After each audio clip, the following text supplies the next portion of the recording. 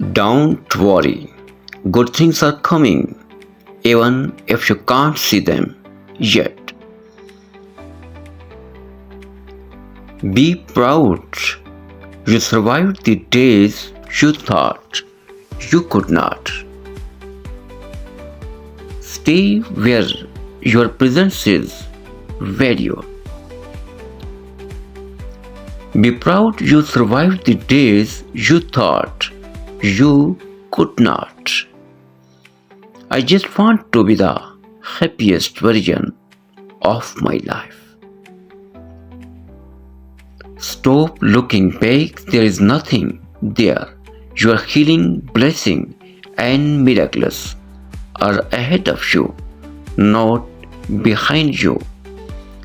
Being okay if it happens and okay if it doesn't is a very powerful place to be. The only person you should try to be better than is the person you were yesterday. Not everyone you lost is a loss. If you want to be happy, have zero expectations of others. Losing someone who doesn't respect or appreciate you is actually a gain, not a loss. Who you are becoming is more important than who you have been. If you don't like where you are, move. You are not a tree.